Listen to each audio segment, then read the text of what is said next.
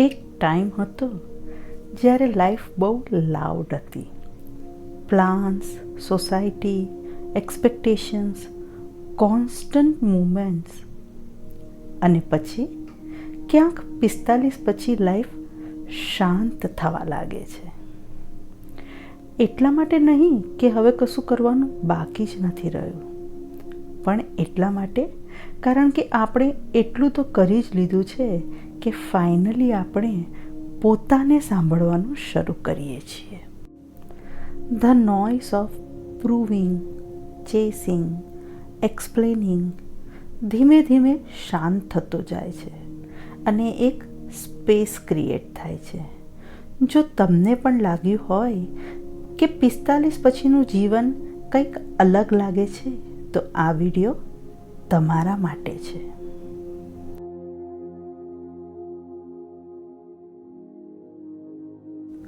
શું તમે નોટિસ કર્યું છે કે એક સર્ટેન એજ પછી કંઈક બદલાવ આવે છે? સડનલી નહીં, લાઉડલી નહીં, પણ શાંતિથી.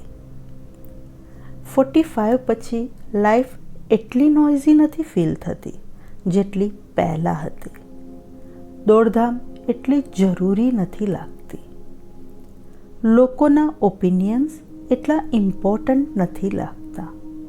અને આ બધાની વચ્ચે શાંતિ, સાયલેન્સ કમ્ફર્ટેબલ લાગવા લાગે છે. આજે આપણે વાત કરીશું કે 45 પછી જીવન શાંત કેમ થવા લાગે છે અને કેમ આ શાંતિ ચિંતાનો વિષય નથી, પરંતુ એક અલગ પ્રકારનો ગ્રોથ છે, પ્રગતિ છે. આપણી યંગર એજમાં લાઈફ દોડધામથી ભરપૂર હોય છે. કાંઈક અચીવ કરવાની દોડ, કાંઈક પ્રૂવ કરવાની દોડ, આપણા અને બીજાના એક્સપેક્ટેશન્સ પૂરા કરવાની દોડ.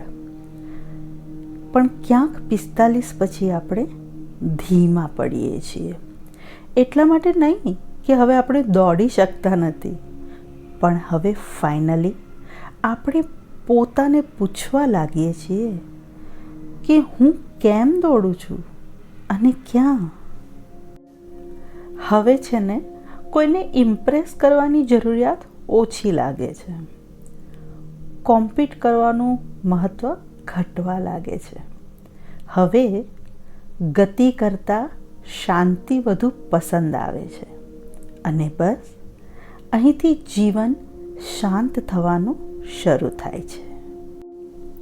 અત્યાર સુધી આપણે લોકોના ઇનફ ઓપિનિયન્સ લઈ લીધા હોય છે.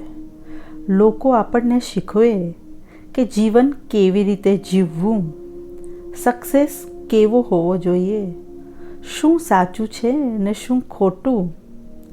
વર્ષો સુધી બધું સાંભળ્યા પછી કંઈક બદલાય છે. હવે આપણે દરેકને રિએક્ટ કરવાનું બંધ કરીએ છીએ. હવે આપણે દરેકને એક્સપ્લેનેશન આપવાનું બંધ કરીએ છીએ. નાઉ વી રિયલાઇઝ કે દરેક ઓપિનિયન આપણી એનર્જી ડિઝર્વ કરતો નથી. આ પલાયન નથી, પણ પરિપક્વતાની સમજણ છે. એક માન્યતા છે કે 45 પછી લાઈફ ડલ, નીરસ થવા લાગે છે. ના, એવું નથી. ઇમોશન્સ, લાગણીઓ ગાયબ નથી થઈ જતી, પણ લાગણીઓ સ્થિર થવા લાગે છે. આનંદ સોફ્ટર બને છે. પેન ડીપર બને છે, પણ શાંતિથી, ધીમે ધીમે. હેપીનેસ હવે બૂમો નથી પાડતી, ધીમે બોલે છે, વિસ્પર કરે છે. હવે આપણે દેખાડ્યો કર્યા વગર ફીલ કરવાનું શીખીએ છીએ. હવે સમજાય છે કે દરેક લાગણીને દર્શકોની જરૂર નથી. અને આ ઇમોશનલ મેચ્યોરિટી એક સાયલન્સ ક્રિએટ કરે છે, જે મિનિંગફુલ શાંતિ લાવે છે. કદાચ 45 પછી જીવન શાંત થવાનું સૌથી મોટું કારણ એ છે કે ફાઇનલી આપણે પોતાનો અવાજ સાંભળવાનું શરૂ કરીએ છીએ.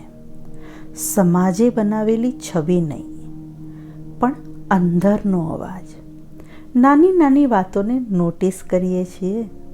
એક કપ ચા કે coffee in silence, a slow walk, યાદોને વાગોળતું સંગીત, ચેકલિસ્ટ વગરનું ટ્રાવેલિંગ. હવે સમજણ આવે છે કે ઇનર વોઇસ હંમેશા એક્સપિરિયન્સથી મળે છે. And inner voice needs peace, શાંતિ. જુઓ, શાંત લાઈફ એટલે એકલતાપણું નથી.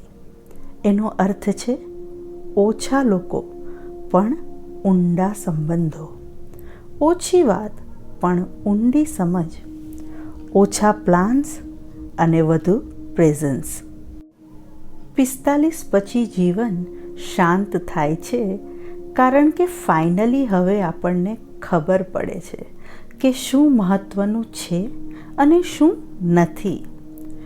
જો આજકાલ તમારું જીવન શાંત લાગતું હોય તો ચિંતા ન કરો.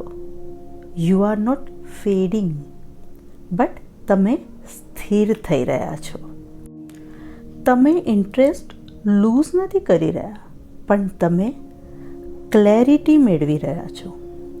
45 પછીનું જીવન નાનું નથી, પણ ડીપર, ઊંડું છે. અને ક્યારેક સૌથી અર્થપૂર્ણ વાતો ધીમેથી, સોફ્ટલી કહેવામાં આવે છે. સો નાઉ લિવિંગ મિનિંગફુલી.